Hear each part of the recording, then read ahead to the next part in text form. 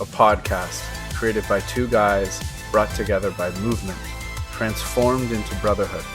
The boys share their authenticity as they deep dive into what it means to explore this human experience, shedding light on personal trials and accumulated wisdom. Conscious Collingwood is meant to provoke thought and insight to expand your personal awareness. Come along for the journey as Justin and Jeff exemplify what it means to be a man living wholeheartedly, balancing the divine, masculine, and feminine. Welcome to Conscious Collingwood. Than you. That's not, yeah. I think you are. No, that you can't think that That's numbers also mean a limiting cool. belief. You're No, cool. it's just a fact. You're just different. Yeah. Like slightly less cool. Dan. No, maybe less. I'm just kidding. I'm just Maybe hyping you up. less interesting. That Yes. doesn't hype You me run up. men's circles better than Ariana. Yeah, that's I don't fine. know. We should test that. I don't know about that. Yeah, it's true. That's true. Those would be a pretty good men's circle. I think I would be boss at leading men's circles. Okay, the podcast is started. Oh. We started with that because that is hilarious. All right, welcome. Yeah, keep rolling. That's good. So we have Ariana Novak on the podcast today. She is a wealth of knowledge. She's a dear friend and might be one of the most interesting people that has ever come into my life. The quality of your life is defined by the quality of your questions, and this woman's got questions. You've been popping off with the questions lately, so Thank you. I mean, maybe you learned from me, but I would say the quality of your questions are pretty damn good these days. Well, I can see that in the quality of my life too. So thank you for inspiring. Yeah. And the title of our podcast is Passion, Purpose, and the Power of Questions. Because there's so much like depth to how passionate you are. Like it literally just emanates off you. And yeah, you're very driven by your purpose. And yeah, I think that was like the perfect little title for you. Yeah. Well, I believe that we all actually have a purpose. Like I really believe that. And to me, I mean, this is one of the questions that you guys sent me is your purpose to me is when your natural gifts that you've been given from your parents, naturally we've all been gifted things from our parents. And the experiences you have in this lifetime paired with what your passion is that intersection is where your purpose lives. So it's finding the place of where the intersection of your passion, all your natural gifts, everything that you've been given and all of your experiences, that intersection is that sweet spot where it's like, whoa, okay, we're in our zone of genius here. Like we're putting everything we have to work for us. And it's really cool to live from that place. It's really powerful. So it is very powerful. And what would you say, how would you describe zone of genius? To me, it's like the place where like we can enter flow state. Where like we're in that place where we're able to be so present with whatever we're doing because it's so consuming, because it's like the place that everything's aligned perfectly. You know, for some people, my best friend, she's a painter, she's an artist, and she just like gets into that flow state where it just like she becomes a part of her painting essentially. And for me, I really feel like my zone of genius is when I'm able to facilitate personal growth experiences. I feel channeled, and that's a really sweet place to be. So, I mean, you're a master at teaching yoga classes, and I love being one of your students. And yeah, holding that space. Do you find though when you're in a group setting and leading retreats, that's actually higher than when you're leading a class or working individually or something like that? I think, Or is it part and parcel? Can it all be? yeah, I mean, I definitely think leading classes, like when I'm leading the mixer, I feel in my zone of genius. It's just like coming through me. But when I'm able to connect in the deeper, even shadow work levels, that for me feels like a sweet spot where I'm like I'm meeting my own edge.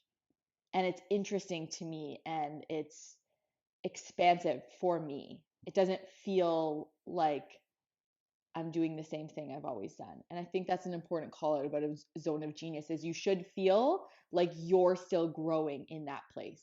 Mm. Mm. Mhm. I'm just savoring that for a minute. Yeah, I mean, Jay and I have a list of questions, but there's something coming up, and it maybe helps us segue. But I still remember it's your ability to the nuance of life. Like I came out of Jen Cobb's session one day, and you asked how did it go, and I used the word fun to describe it. It was just fun, and whether I was deflecting or I didn't want to get into it, I don't know. But you're just like fun, like it was just fun, like. But that really impacted me because I look at that word differently now and take it upon myself to be more descriptive and more aware of, okay, if someone's asking me a question like that, like let's get deep about it. Mm. Because it was more than fun, Mm-hmm. but it was just a very passive answer and whatever. And so I appreciate being called out on it because it did. It had a profound effect on myself for the next couple of weeks.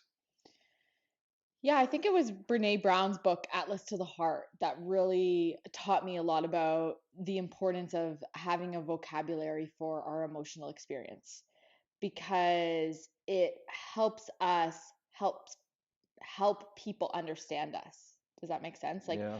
if we're only ever able to have a vocabulary that describes our experience of, let's say, I think the average person has a vocabulary of 10 emotional feelings that they would use to describe things, then it's really hard for somebody else to try to understand us on a deeper level.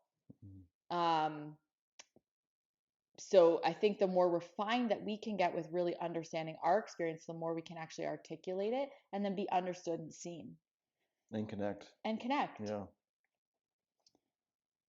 To be seen is to be loved. Mhm. Mm-hmm. Yeah. So I mean, you've been on a couple of podcasts, and I think sometimes it's always the norm where you would explain your background and where you came from. But I don't know. I think we should just get into the real nitty Let's gritty go. stuff. Let's go. Send them Shirley's way. That's right. Shirley's done a couple beautiful podcasts with you, and yeah, they're an awesome listen.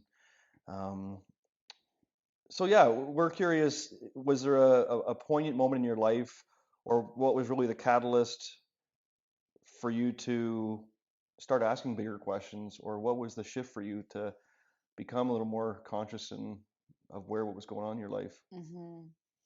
Um, I can almost pin it down to one moment where things really shifted. Uh, and that's why I actually feel so strongly about yoga because it was actually the first time that I ever stepped on my yoga mat that a flood of internal dialogue all of a sudden came to the forefront. It was like for the first time I was actually hearing what I was thinking. Because believe it or not, there's actually humans have this ability to not even really know what we're thinking. If Mm, you ask somebody like, "What are you thinking?" if they haven't practiced the skill of accessing what they're thinking and then articulating it, it's actually really hard for somebody to describe what they're thinking because it's so unconscious, right? It was so buried to me. And I was on my yoga mat, I was in a downward dog. And at that point in time, I was actually very weak in both my physical body, but also my mental body and my breath body.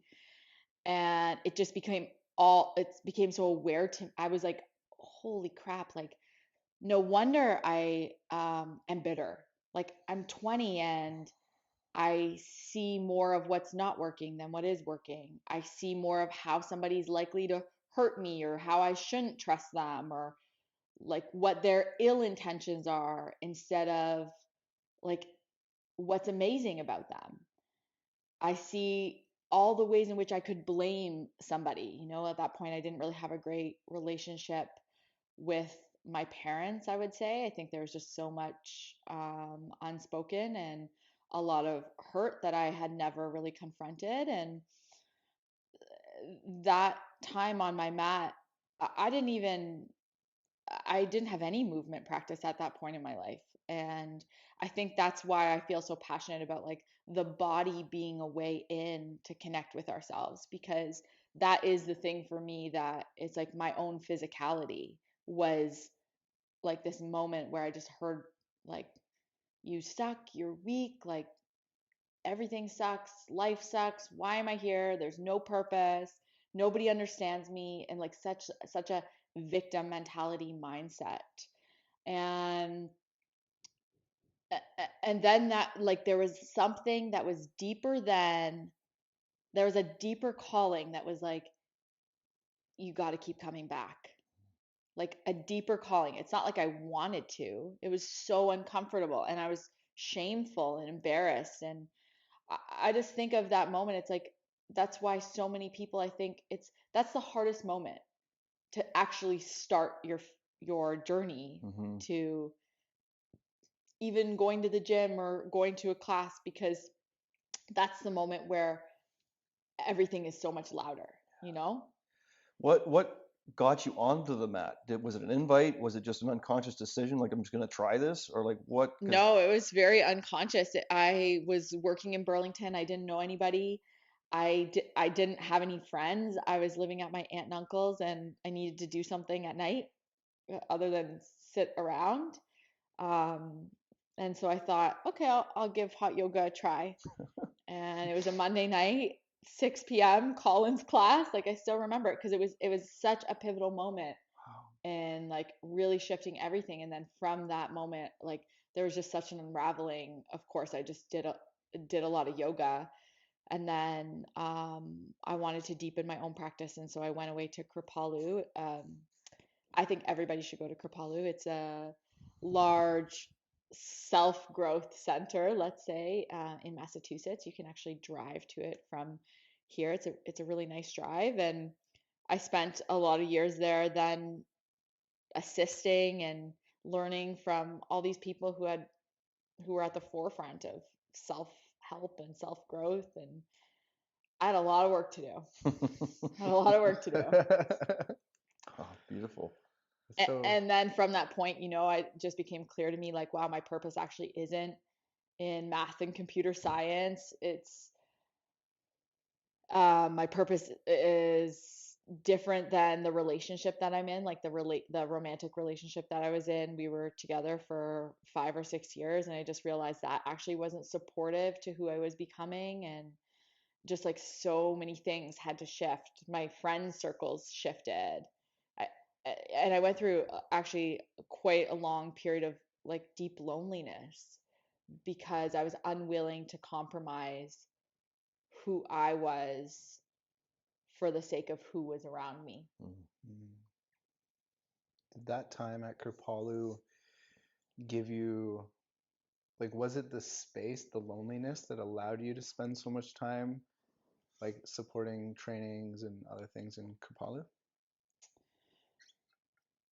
Well, Kripalu is just like a beautiful community center. So, I mean, it felt like Never Never Land. Like Mm. I could stay there forever, and there was always new friends coming. And normally when people step out of their own environments and they go there, they're normally not with all their friends either. And so it's this beautiful like coming together place for people who are searching and seeking. And so I met a lot of really amazing people when I was there, but it was when I got home and I no longer had that network of people around me who were doing the same work as me that like the loneliness really set in for me. And realizing like, wow, the journey to evolving yourself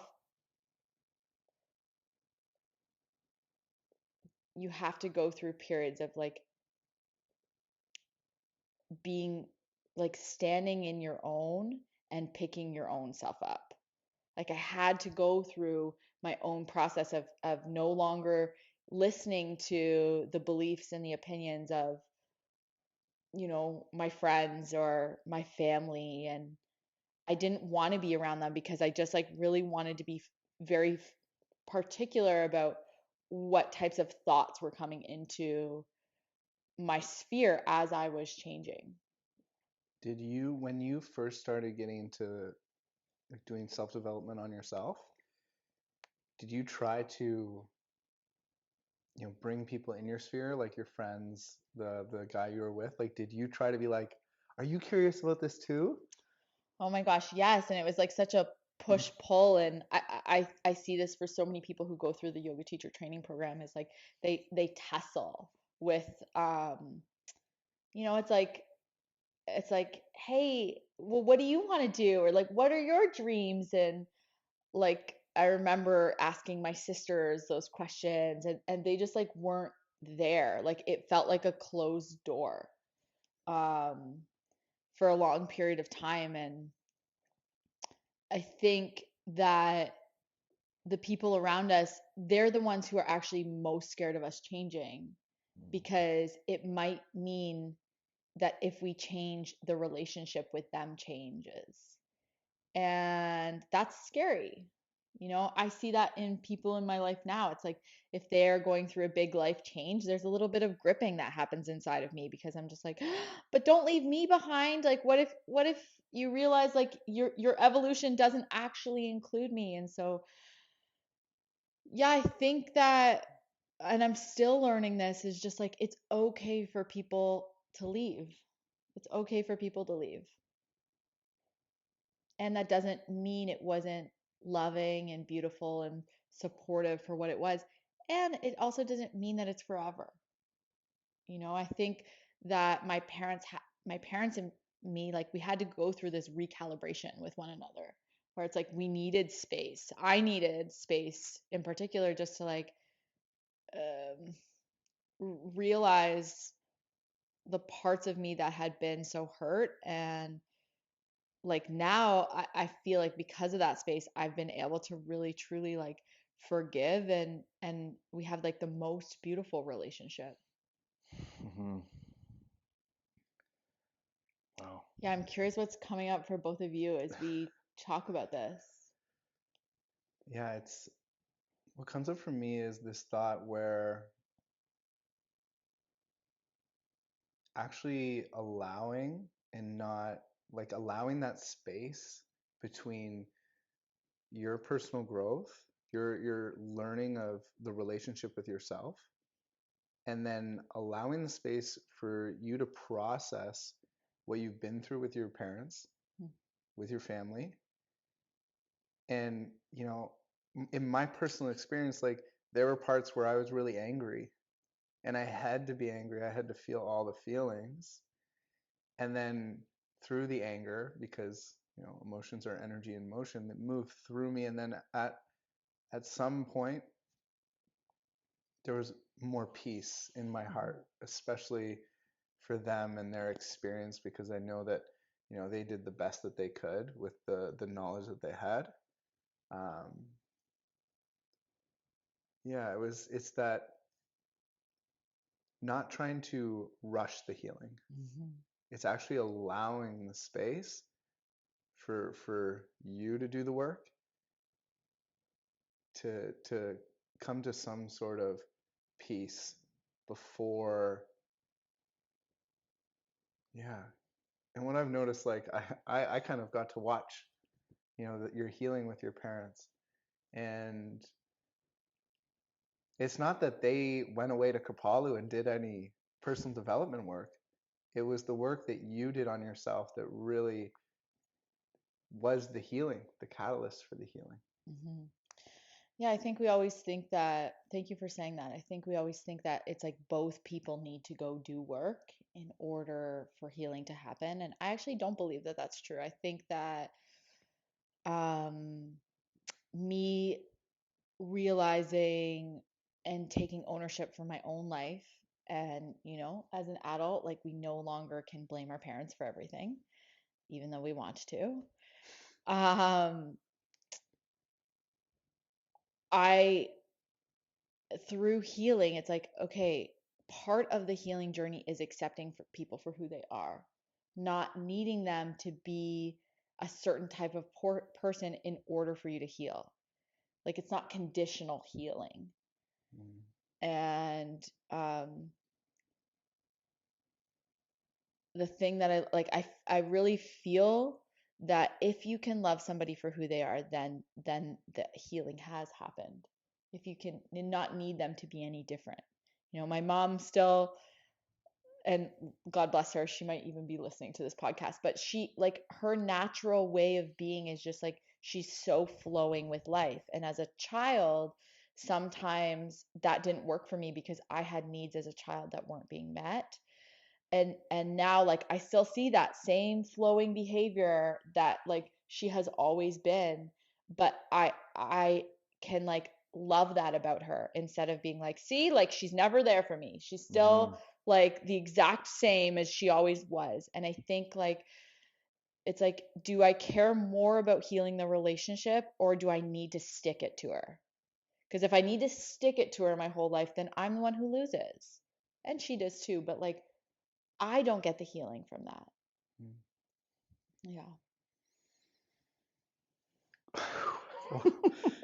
Yeah, that's really beautiful. I was thinking while you were speaking there, well, a number of things, but the one that I feel that I'm working on, compared with what you're sharing, is even though we're hardwired for connection and community and all that sort of stuff, it's still such an individual game. And I'm constantly working on external validation stuff and attachments, and like, who am I if my family's gone tomorrow? If you guys aren't in my life tomorrow, if I'm not at Everlove ever again, who am I?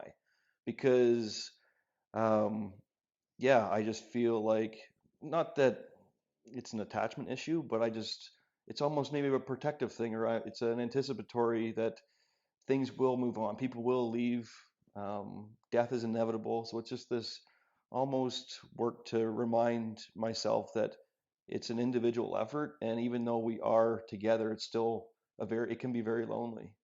So who are you if you are alone? Are you strong enough to be okay by yourself?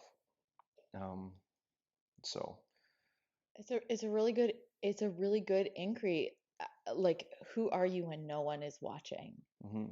And I also think it's really interesting that I remember for years I was surrounded by people and I felt the loneliest I've ever felt. And so I think that that's like an important thing to remember too, is like it's not so much as like always needing to be around people so much as it is like, what is the connection and the bond that can be created. And the ultimate practice of yoga is like non-attachment, not attaching to anything, and like knowing that everything, Dan says this, everything ends in divorce or death. Everything ends in divorce or death. Like ultimately, I mean, either we die or the person around us either leaves or dies in whatever way they leave or die. And that is like the natural way of life. And I think that there's a peacefulness when we can accept that. Yeah.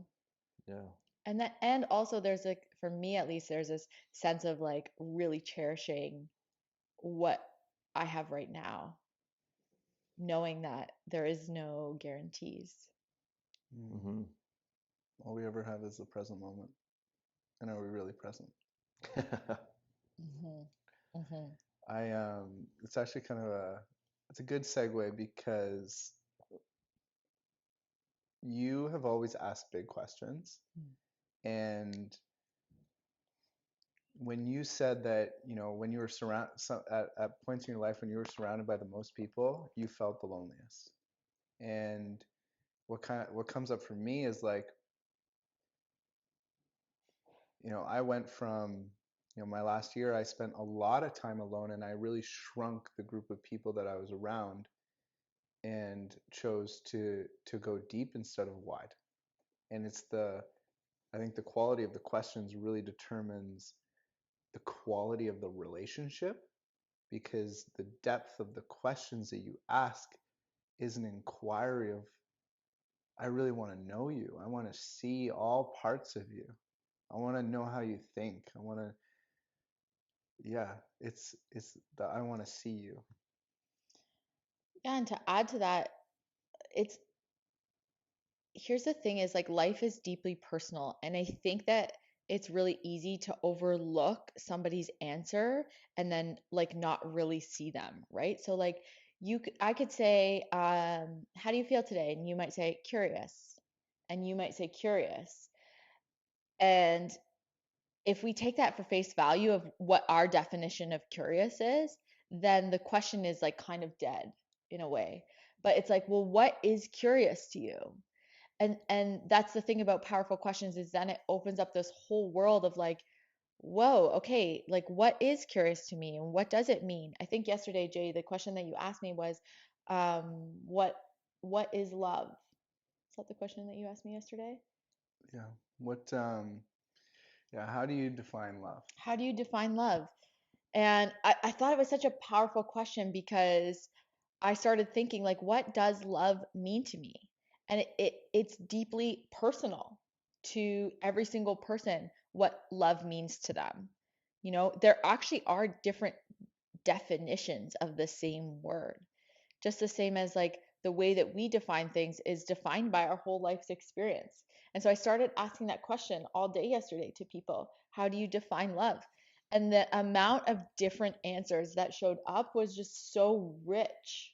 It was so expansive to hear um, the variety that can be had through the same question. Hmm. How do you ask a powerful question? Okay, so first I'm gonna plug if you come to the Purpose Quest, which is in April, the Purpose Quest, we do a whole section on how to, and then we practice asking powerful questions. Because the thing about a powerful question is you never want it to make it like so that somebody gets more heady. So they have to like start to logically think things through. Powerful questions are an opportunity to really tap into like a deeper wisdom or a creativity that lives inside of us. Think of it as like expansive. It includes the imagination. It includes like opportunity and potential and infinite results. Like there's never a wrong answer to a powerful question. So maybe I'll just start with what is not a powerful question. What is not a powerful question is a close-ended, black or white, like question. So think, if I was to say to you, okay, well, would you rather go for dinner tonight or go bowling? It's very closed, but it's like a powerful question could be like, what would be the most expansive way to spend your evening? Hmm. Or like, what would really inspire you this evening? And it might be dinner and bowling. Maybe. But it allows the person to really come into like anything is possible energy. Hmm. So some examples of powerful questions, and you can really see it on somebody's face. Like when you ask them, instead of saying, "How are you?" Right? If I go and ask somebody like, "What's a dream you have today?" Or like, "What's possible today?" Or "What's your intuition telling you right now?" Or "If you could choose, what would you choose?" It's always about like expanding into more. Another really simple one is like, what else? What else is here? Tell me more. Tell me more. Tell me more. What's coming up for me is like this. It's a curiosity. It's like leading with curiosity, and it's giving the person you're asking the question, the individuality, Yes. like that Well said. power, like I want to know what you want because I know that you know best Yes. for yourself and your soul in this moment. That's right. So even if somebody, like, I get this a lot. If somebody says, I don't know, like, let's say I ask a powerful question. I'm like, what's one dream you have? I don't know. Okay, what if you did know? What do you know? Right? So it's not about like, oh, okay, well, they don't know. And then everything's dead. It's about how can you constantly like keep holding the ball or holding the torch. Mm. Oh, I like that. I feel like a student right now. Aren't we all? Yeah. Always. Well, do you remember in the Purpose Quest last year that exercise that we did where like everybody would ask, like somebody was on the hot seat and then we would ask them powerful questions? And it really is like an art and a practice to ask powerful questions because sometimes the question isn't actually matching what's going on. And so part of asking powerful questions is also really being able to listen. And I think I talked about this like briefly on Shirley's podcast, but there's all these ways in which we don't listen. There's like 12 of them. We daydream. We decide whether somebody's smart enough to answer the question. We relate to them. So we think about how it relates to our lives. We judge them. Like there's all these ways in which we don't listen. And a powerful question is going to be most serving if we're able to really be present and listen to what they're saying right now. Mm-hmm. Not what they said 5 minutes ago, not what we think they should say. Powerful questions are also not leading. Like, it's not like, well, do you think you should go after that job? Like, that's like leading, like, I think you should go after that job, right? A powerful question is what you said, it's very individual. And it's like allowing the person who's going to answer anything that they want to answer is game. And I do remember that exercise vividly, and I was in the hot seat being asked questions.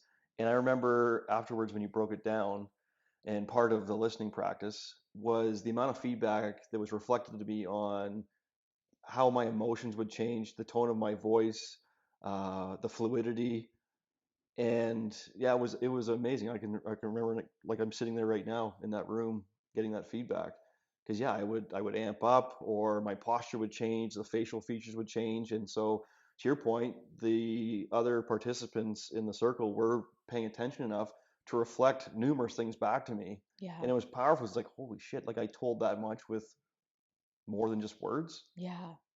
Wow.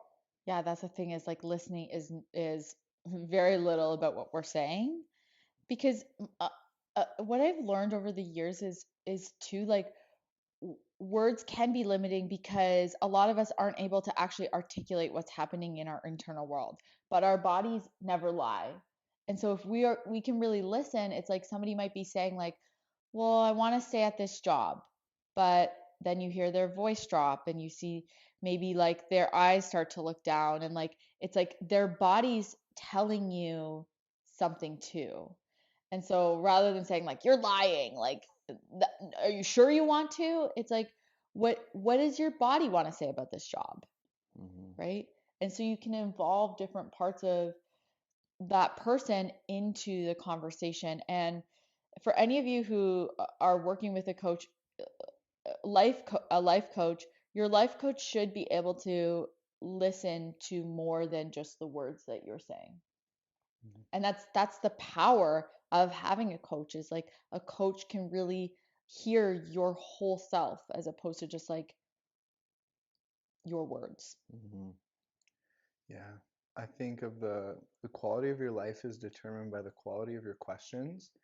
And really these questions lead you into a deeper relationship with yourself. Because the person asking the questions is really holding space for you to come to the answers. Yeah. And looking back at like what we were talking about earlier when you said a lot of people, or I think we both experienced people that don't haven't actually been given that time to strengthen that muscle to be like, okay, well, what is my internal dialogue? What is my internal experience? And I think like when you used to ask me big questions when we first met, it was like, I don't know. Because I actually, no one's given me the space to think. And you never were like, okay, I'm going to ask another question. I remember she would say, we'll come back to you. It was, oh, we'll give you more space to think about it. Because I'm not going to rush this process. I'm not going to rush. Because I think one of the things that really I struggled in school was I felt like everything was rushed. I had to rush to get the right answer. And I never had the space to truly sit with it. Yeah, and something that I notice a lot is like often if I don't give an answer right away, people will ask another leading question, or they'll be like, "Oh, well, you don't want that," or like they'll start to fill it in, and that's like it's a really beautiful thing. You're right, Jay, to like really hold the question, you know, and provide space to like feel into it. And the other thing that I want to say is if it's new to be sitting with powerful questions, it also will feel really uncomfortable. Like, oh my God, like our nervous system might start going, like our internal world actually might speed up. Like somebody's actually seeing me. I don't know if I want to be seen. This is really uncomfortable. What if they're judging me? You know, a lot of that can come up. And so it does take time to like let somebody know, like, hey, you're safe. Yeah, I was just Like, gonna say, like, with you sharing that story, that's all I can witness right now is that's why your relationship is so close, or one of the reasons why. But your ability for Jay to feel safe, or that you provide that space, and the trust. There's a trust there because you're allowing him that time to breathe, and mhm, you're not just having an agenda, just trying to ask one question over another. It's like, mhm. no, let's focus on this, and if you're not ready, we'll come back. But yeah, Yeah, it's and he safety does and that for me trust. too, Yeah, actually. yeah, Yeah. that's good. Yeah, and to honestly plug the Purpose Quest. It's so Ariana, she really she inspired me to be where I am. And it is, I got maybe I was, one of the people that truly helped you develop a program because of our friendship. Mm. It was really like I gained so much knowledge, wisdom, perspective, and passion through the questions you asked. And it's really led me, to where I am, where we are. And yeah, if you if you want to slingshot yourself into personal growth, like this is it's a phenomenal retreat, and Jeff got to take it too. hmm Yeah, it's very powerful. And I signed up not knowing what I was getting into at all. Mhm. Well, it probably would have been the first retreat thing I've ever done. And I left I left Quebec with a lot of permission and a lot more compassion for myself. And like you say, how often do we give ourselves that much time to breathe and think without all the external distractions? And that's why um, it's intentional that you go out of town, Mhm. and so that people aren't attached to normal day distractions and stuff, and you really get away and get just to be with yourself. Yeah. And yeah, I mean, I could talk for 2 hours probably about what my takeaways were, but yeah, very profound. Well, and I think it is a rare opportunity to step outside of our lives for 4 days and, turn off all the external and then give to ourselves. It's different than going on a vacation with friends or family. Um, there's like that's beautiful too. And honestly, going away in retreats, I try to do it at least once, if not twice a year, because even if I've done it before, new things are always being revealed. And so it does carve out the space to reflect and pause. And I think there was a question on your list about like, how have I really like developed into my purpose? And a big part of me developing that clarity on my purpose has been through retreats, has been through spending a lot of time with myself, but being guided by somebody else through that process. Like it's really beautiful to be in, I call it joint solidarity, where I'm in a internal experience, but with others. That's so rich. Yeah. I wish it for everybody because I see how many people don't know how to answer a question like, who are you really? And do you like the company you keep? And what's possible for you? And what are your gifts? And what needs to be healed next? Like that, all of those questions, uh, all of those I could ask myself almost every day of the year, and more would be revealed. It's like the deeper that we go into knowing ourselves, the more richness there is to be discovered. And so the process is never ending. No, I dare say it becomes an addiction. Yeah, You kind just of. get, yeah, you get so much from it, right? It's fuel. But yeah, to clarify the question, I think it was, you're so driven, you ask big questions, you have big dreams, you're Mhm. chasing and allowing and attracting. How do you find or give yourself permission to hold space for yourself when it's time to, or when you need, or feel like you need downtime or that space or that compassion? Because you can't go all the time. No, I mean, I so okay, the first thing that I did when I realized like I have a messy mind, I'm bitter, a lot needs to change is like in the yoga world, it's the first chakra or the root chakra, and it's about like setting the foundation. So getting stability and safety. Because if we don't feel safe in who we are, in ourselves, it's really hard to go create in the world from that place. And so honestly, it was my work for 6 years, 8 years. Like, how do I feel safe in the world? How can I create finances that where I feel supported and safe? I think that's super important to like, and that's I stayed at a corporate job for many, many years beyond what I like. It wasn't like the moment I realized like, oh my God, this isn't what I want to do. I just quit the day after and then started to go, it's like, okay, what are the bricks that need to be laid to create a steady foundation? Well, I need to know that I have my own back. I need to build confidence. I need to know that I'm healthy. I need to get good sleeps. I need to drink water. Like really back to the basics, like peeling it way back to the basics. And I think a lot of people, it's like they're trying to create from this place that's already so windy. Like life isn't clear because those foundations are not solidified. And I think about this a lot when I see so many people are traveling all the time. And again, we're all unique. So maybe for some people that does feel very grounding. But one thing I realized for me is like I need to have a place where I live where I can feel really good and like it feels like home.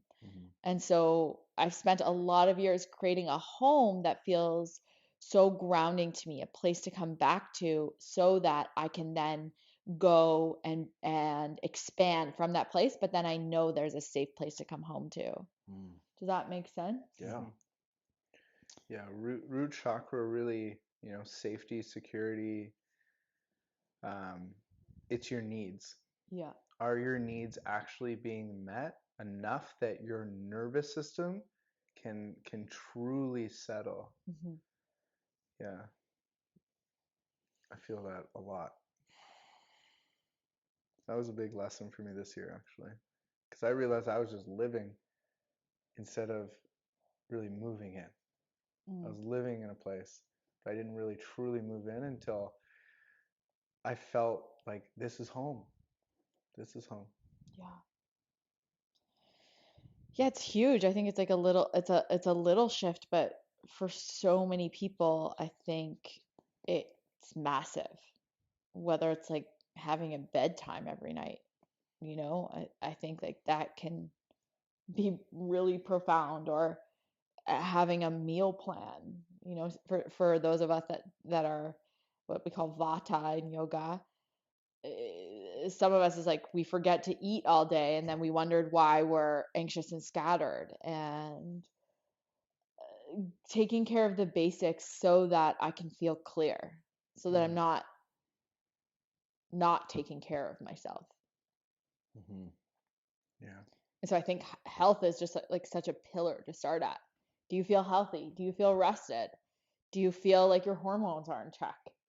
Do those things first, and then I think like then you have a base to expand. Mm-hmm. I think that really does come back to the questions too, because the questions bring you inside Hmm. to like, okay, well, what am I thinking? And then you have a deeper inquiry of like, oh my God, I'm really struggling with coming up with an answer Hmm. because it feels so busy in my mind, and Hmm. the mind reflects the body. So Yeah. then there's that deeper inquiry of okay, oh, maybe I should move my body, and then my mind might be a little bit more still. Hmm. Well, one of my teachers, Naveen, she says, you don't meditate in a burning house, which means like so many people sit down to meditate and they're like, oh, I suck at meditation. And it's like, well, because literally your house isn't taken care of. I mean, the meditation practice back in the day was like you would do yoga, you would move your body so that you could sit in meditation. But if we have 1,000 things to do, the laundry isn't done, we haven't taken care of our bills, we haven't tended to any of our needs, of course, it's like sitting down to meditate when the house is burning down. You don't sit to meditate when the house is burning down. And so meditation is a time for us to get channeled, like get tapped in, get downloads, like listen to our inner wisdom. But none of that can actually be done until the house is cleaned up.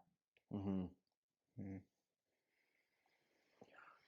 We facts.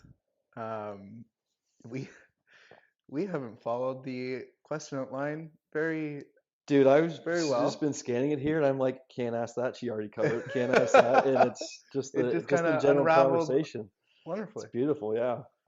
Yeah, Jeff, I mean, I'm curious, like what's percolating for you? I'm really praying the audio is turning out well. I'm a little anxious about that, although I have faith and trust in the system here.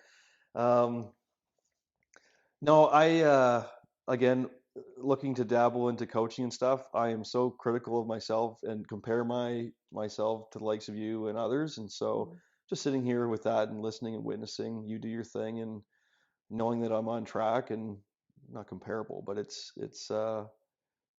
I'm just enjoying this conversation. Mm. I Yeah, and learning lots and things are resonating and I'm also learned a couple things too. Ariana, are you the one that says comparison is the thief of joy? I say comparison is the greatest epidemic of all. Yeah. I really do. I mean, yeah, we all have a unique expression, and there are a lot of great coaches out there that are not the coaches for me, but they're great coaches for somebody else. And I think that so much about like everything that we do. It's like there's lots of yoga teachers, and some yoga teachers are great for some people and Hmm. great for others. And it doesn't have to be, it's not supposed to be a one Yeah. size fits all. It's not like you're either great or you're not great. It's again, it's an Hmm. expansive, powerful question of like, what is your own unique greatness? Yeah. I mean, the greatest thing I ever did was ask for help, and I started working with my coach Tammy back in the day. And a lot of our work was wrapped around Brene Brown's Daring Way program and stuff, and it really liberated myself. And a big part of that was core value work, and that really provided me a foundation and pillar to understand why I think and operate the way I do, and why some people don't resonate with me. Why am I getting triggered right now? Well, that person's not acting in the integrity that I would, or whatever, right? So that's it's always been crazy to me how important it is to understand those core values. Um, but I'm curious because I believe you still work with somebody, and the one thing that I've reflected on is some of us have good mentors and some of us have great parents who can call it coaches through life, but some of us don't have that. Mm-hmm. And I feel like it's necessary to have a coach throughout life, someone who can reflect back. A friend circle can do that, but even having someone professionally invested makes a difference, because where I'm going with this is we grow up through school having teachers and coaches and minor hockey, any athletic endeavor, whatever it might be, or even academic endeavor. We have coaches and teachers and go to university. Then we get let go, and it's just like, figure out the fucking real world. And you still need support. And if you don't have that, so that's where I'm like, I think it would be advantageous that everybody had someone to lean on in that coaching world. And so I'm just curious if you believe that people should have one all the time. I think it's a useful tool. I definitely think that having somebody who's not in your circle, who doesn't have any bias, who doesn't have any skin in the game, can offer a space that's solely devoted to you exploring you. I think that that's a really valuable use of an hour of a whole week. Mm. Yeah. And I also, for me, there's been periods of my life where it's like, okay, I actually need to stop sitting here talking about the thing, and I just need to actually go do the thing. Mm. Like there have been periods of my life where I'm like, I feel so clear on what I need to do, where I need to be headed, where my focus needs to be. Now I need to like stop doing all the self-help things and go do the thing. And I think some people get stuck there, where they get stuck in like wanting to be a student to life, but the thing about being a student to life is then you actually have to go do it. You actually have to go send the message to your mom saying you love her. You actually have to go have the tough conversation. You actually have to go live in your relationship, your romantic relationship, and day in, day out, like learn how to create union there. Mm-hmm. So Agreed. I think it's a super useful tool to constantly come back to. And I think it's like it's really beautiful to also pause on the work and then go do the thing you know you need to do. Yeah, I like that. Hmm. Yeah. Are you ever really in integrity if you don't have the experience and the knowledge gained from application? Hmm. Mm-hmm. Yeah. Because you can be very knowledgeable and lack wisdom. Yeah, agreed. Yeah, you can know all the things and not do any of it. And then Mm-hmm. it doesn't matter if you sit there talking to your coach every week about how you have this big dream. Mm-hmm.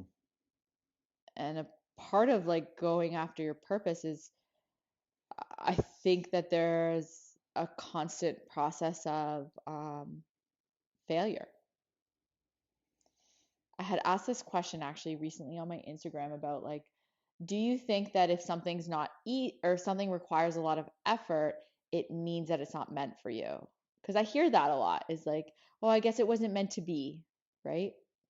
And I'm curious what you guys think about that question. I What comes up for me is I was always the kid that had to touch the stove 2 to 3 times to be like, oh, it's hot. I had to fall and get myself back up. I had to gain a lot of inner strength and inner knowing in my capabilities, which strengthened my belief in myself. And I I felt like I faced a lot of resistance in my life, and it was all to make me stronger from it. So what's true for me is I'm very comfortable now in the resistance and the failure, and then when I fail, it's dust myself off. Let's get back to work, because it doesn't mean I'm a failure. It has nothing to do, like it says nothing about my self-worth, about my identity. I can fail and be amazing and beautiful and still have passion and keep going. Yeah. That's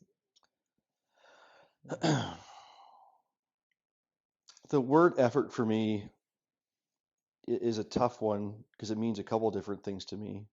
And if I'm driven, it might take physical, mental, a lot of effort, but it's driven by passion. So the effort, it doesn't feel like effort. Mm. So for me, it kind of has um, two definitions, if that makes any sense. Mm-hmm.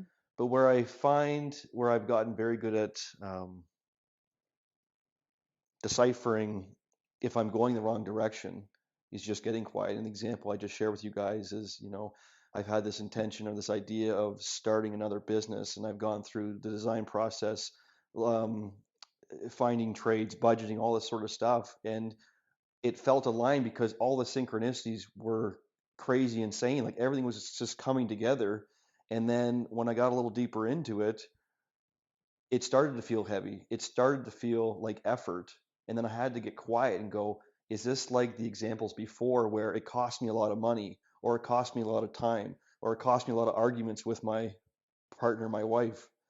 And I'm blessed for those stepping stones because I'm able to save myself a lot of money, save myself a lot of time, and recognize that, okay, I'm kind of actually going in the wrong direction. And maybe it will circle back in the future, but right now this isn't meant for me. Mm-hmm. Um, so I don't know if that's making any sense or not, but for me, it's recognizing when it's inspired action, and I Yeah. follow that. Beautiful. But I think in the context of the question you were asking, yes, anything worthwhile is going to take effort, and you won't appreciate it unless you Mm-hmm. put a lot of work into it. Mm-hmm. You know, Yeah. I like that. it's not supposed to be easy. If it was easy, everybody would do it. Like that's not supposed to be easy. Mm-hmm. It's supposed to challenge you, push you to your edge, and and to be honest, and I think I've shared this before, being an entrepreneur and having a business, and especially the other day, I actually, to boast about myself, gave myself a pat in the back. It's like, I've started a few things while having a family. That's fucking challenging. And to be still married and have a strong marriage and the ability we communicate very well, it's like, that's rare. Our house is still in order. Our kids love us. They look up to us. It's like, that's a win. Yeah. If I do nothing else the rest of my life, I've succeeded. And I had to recognize that. I'm like, holy smokes. Huge. So, yeah, but I've just become callous to a lot of the resistance. It's just part of the process. Mm-hmm. I'm just resilient because of it, you know? Yeah. And maybe this is a good segue. One of the questions I had was wondering, one of the things I love about you the most is your ability to hold the softest space and then open the door, let that class out, and let another one in, change the music, and now you're going to be David Goggins for 45 minutes. And so I'm I'm so fascinated about your drive and your determination and how you're able to operate with so much perseverance and drive because it's inspiring. So where do you feel it comes from? Is I it think it learned? comes from a belief system that I have. Um, it was learned from definitely a lot of being instilled into me, um, the importance of hard work, and not only hard work but doing it right. I remember my dad, I he had a huge farm, and if I didn't get it right, or if I missed, he had a greenhouses full of cucumbers, and my job was to take off all the clips, all the lines in the cucumbers. Like I'm talking hundreds and hundreds. Like it would take hours and hours and hours. And if I missed one clip of hundreds of clips, he'd tell me to go back to the beginning and look at each line Like there's hundreds of lines from the top of the ceiling down. And although there's a part of me that is like, I was a little girl, like I'm allowed to like, the part that I grapple with the most is like not working so hard or like not doing everything with like so much integrity and intention. But I think that was instilled in me is like, if you're going to do something, do it right, do it well, because otherwise you're going to have to redo it. And then I think that when I was at Kripalu, they really taught me a lot about like doing something presently with so much intention, even if it's like putting a staple in a piece of paper. It's like doing it with care, like do everything with care. And I remember realizing that a belief that I had when I was there is that everything matters. Like everything matters. How we look at somebody, it matters.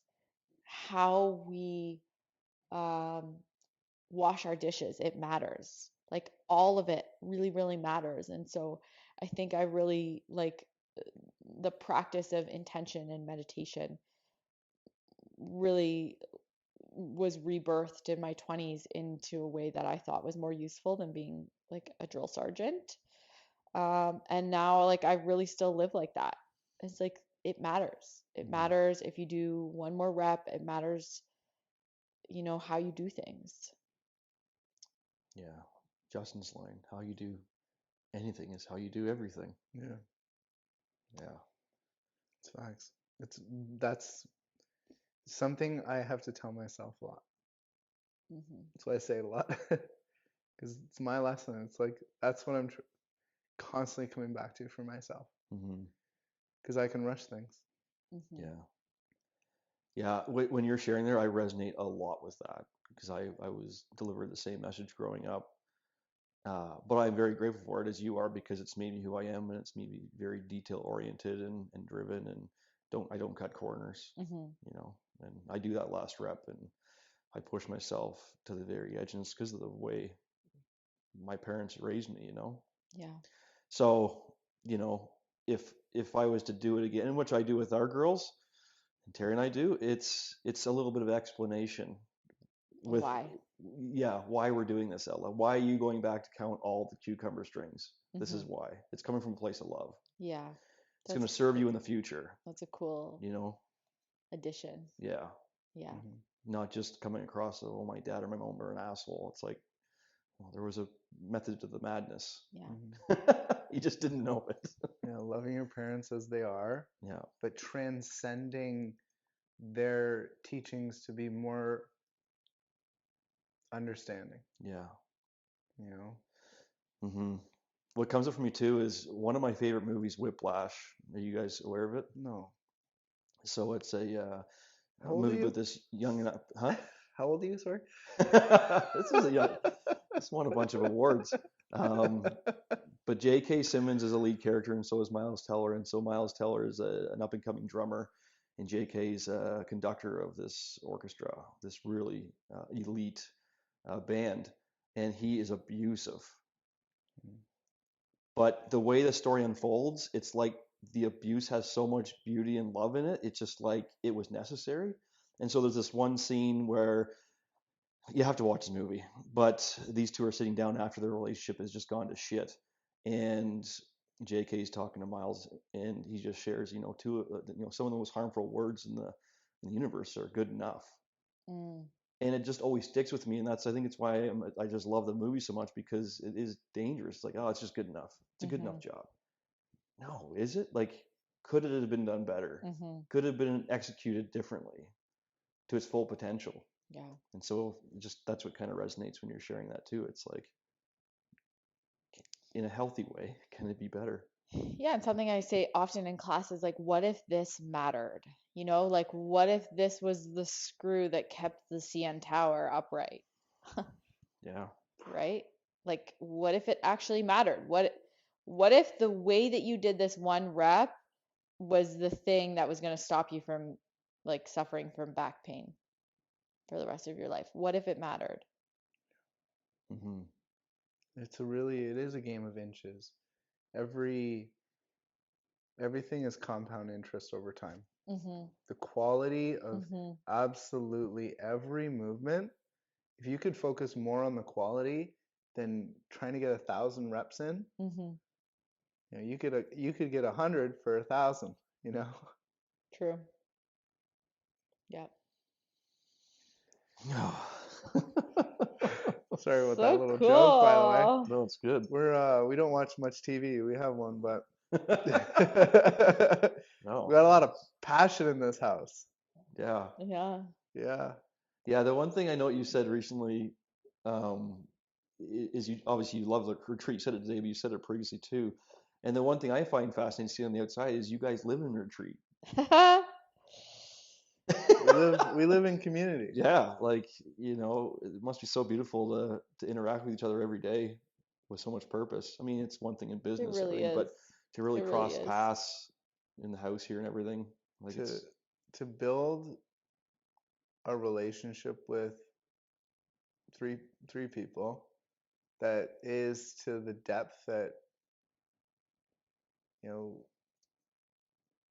the other day Ariana and I were driving and she looks over at me and she's just like, how do you feel about just being in silence? And I was like, I love it. I truly do love it. And can you be with others and not feel like the space needs to be filled? Can you actually settle in company? Mhm.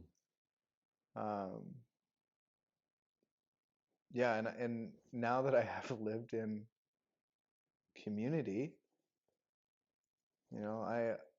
I believe that it's one of the most potent ways to live. Mhm. It's one of the most special things I've ever experienced. I would second that. Yeah. It is really special. Beautiful. Well, I've looked at the laundry list of questions. I feel like we've covered a lot of stuff. Did you want to ask that Amazing. final question? The final The one? one you really wanted to No, I ask? feel like I think Ari's touched on it. With the book I just finished reading. Yeah. It was Actually, no, I would like to hear this. So it's about responsibility. And so I just finished reading this book. It's called Dirt to Soil by Gabe Brown. He's a regenerative farmer. And his story, it's actually a very practical book, but it's also, the more I reflect on it, kind of very spiritual. And it's all about rehabilitating the soil because that is our foundation for this ecosystem that we, a root chakra. yeah. And at the end of the book, his last, call it chapter section, is just highlighted and it just says do something, and he tells a story about he's in his tractor planting and he gets a call from this woman. She lives, let's say, I think it was in Chicago, but she's inner city, and she has minimal money and they're looking to support the youth and feed the neighborhood. And so there's some empty lots, so she's calling Gabe to get some information on planting a garden. So he kind of fluffs her off, but then gets the story. And anyway, turns the tractor off and talks to her for an hour and a half and just gives her all this information. And at the end of the call, he just thanked her for doing something. Like, at least you're doing something. Mm. And when he got off the phone, he reflected to himself. He's just like, that's what God, the universe, source, has put me on this journey from dirt to soil to do something. So his last line is, God created you, do something. And so I'm just interested, when you hear those words, like, what do you think, what comes up for you? What message would you have when you hear that?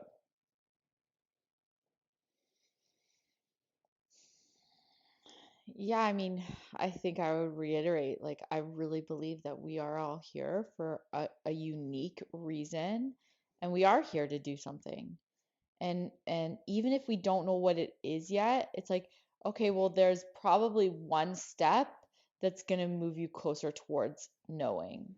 And so if we keep doing things, eventually, like, you're going to learn something, and then you're going to know something. And then when you know something, you can then choose and do something else. I think that we're often stuck in this paralysis of just like not doing anything and like almost like waiting for life to essentially like have a big shiny sign in front of us to tell us what our purpose is or what we're meant to be doing or what we should and shouldn't do. And the more acutely that we can just do things, the more we realize like that's it and that's not it. Like that's a yes, that's a no. But if we never do anything, we're never going to know what a yes and what a no is. And so I think it's like just keep putting yourself in different experiments and surely you're going to learn something. I'm glad I asked a question. I love that. Yeah. I think that's a really good point. I think, back when I wasn't so curious about myself, I waited for signs. Like, just life, give it to me. Like, help me out here. But through the depth of questions that I started asking myself, I realized that the answers were always within. I just had to go digging. Yeah. And try different things. Yeah. Try different things. Like in a very practical way, it's like, okay, well, if you like for somebody who says like, oh, I just don't like moving my body. It's like, okay, well, did you try Brazilian jiu-jitsu? Did you try qigong? Did you try yoga? Did you try Pilates? Did you try running? Did you try biking? Did you try swimming? Did you try like badminton? Like there's literally 1,001 things to try. Try one of them. Yeah.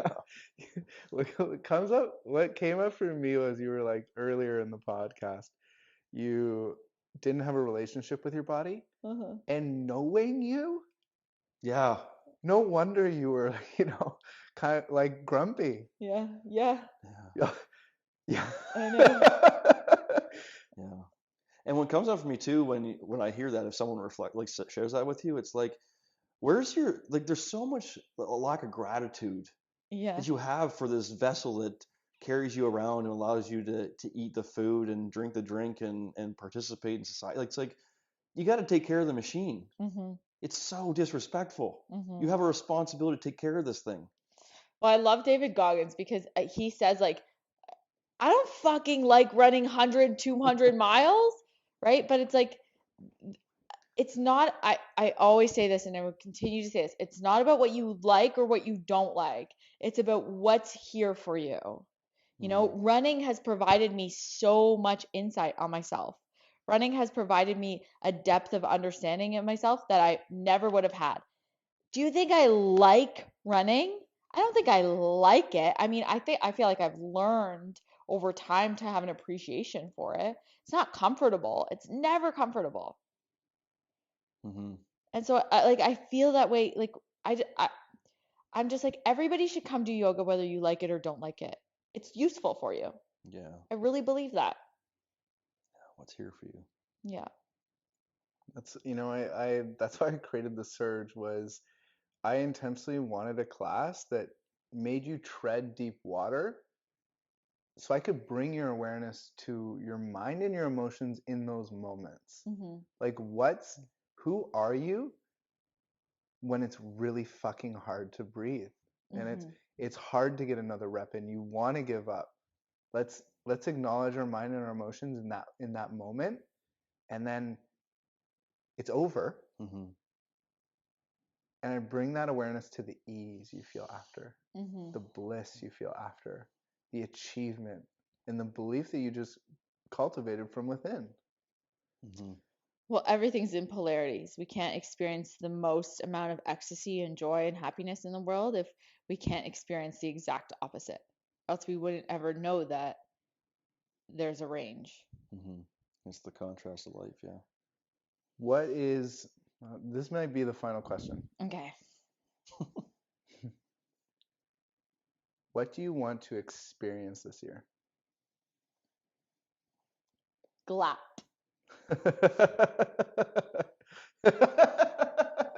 Clap. Okay, here's the thing. I'm just going to try to make this very concise.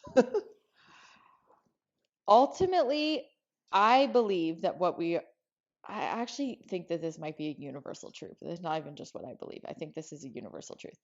We are all seeking gratitude, love, abundance, and peace. Period. That's why we do anything. Okay, why do we want more money? We want more money so that eventually we can be at peace, right? Why do we want to be in a relationship, even if it's not a good one? Because we want to experience love. Like, those are the 4 things that we do all the other shit to get at. But the truth is like, we can cultivate that within ourselves here in this moment. And so if I can experience gratitude, love, abundance, and peace as much as I can, that frequency is just like, that's an exciting frequency to live on, and it's probably going to attract more of that. But also, then it doesn't really matter if I manifest all the ego things, the outside things, because I'm living in gratitude, love, abundance, and peace. So that's what I want to do this year. I love it. And probably the rest of my years. Great. Let's Well, do it. Thanks Clap. for Clapping, your that's time. going viral. That's beautiful. Thank you for your Oh, time. that's a shout out to DG. DG mindset. Yeah. Oh, yeah? Glap. That's Gratitude, cool. love, abundance, and peace. Yeah. This was fun. Yeah. Thank you. Is there any other information you want to share quickly about the Purpose Quest, location, timing, anything you'd like to share one last time? Well, one is I'm actually co-facilitating this year with Dan, which is really exciting for me because Dan has the ability he has his own unique set of gifts that I think will just like really enhance the experience in so many ways, but also I just wish for everybody to experience retreat because it's a really powerful tool that can change your life. And I still hear so many people talking about the Purpose Quest last year and how it shifted the course of their life in so many ways for the better. And so yeah, it's 4 days. It's on the Georgian Bay. It's just outside of Meaford. It's at a beautiful, beautiful, beautiful cottage, a really big cottage that has a cold plunge and a hot tub. And we're right on the water. The food's going to be really incredible. And it's an opportunity to like also spend 4 days being healthy. Like, we eat really good food. We sleep well. You know, there's a yoga nidra practice or 2 in the mix. We breathe. So, yeah, if it nudges you, I think that my encouragement is like, stop humming and hawing. It's one weekend of your life that could potentially be the most impactful. And the amount of money is such an investment into, you don't know what that money could turn into. Yeah, agreed. In other ways in your life. So, I feel please come. I feel like attending again. It's so good. Great. From the memories. Sign you, Terry up. I'll take care of your kids. Yeah, Jay will babysit all the kids. Well, Yeah. your kids. Oh. Do that. Atla. And Atla, of Yeah. course. Oh, mercy. Okay, well, thank you. Yeah, Yeah, thank thank you. you, Ari. Oh, that was fun. Woo! Yeah. Thank you for being with us. We love recording these podcasts. If you know anyone who would resonate with today's episode, we would be grateful if you would share it with them. If you have any questions or comments, do not be shy and reach out. We would love to connect with you. Until next time, be well, love yourself, and live consciously.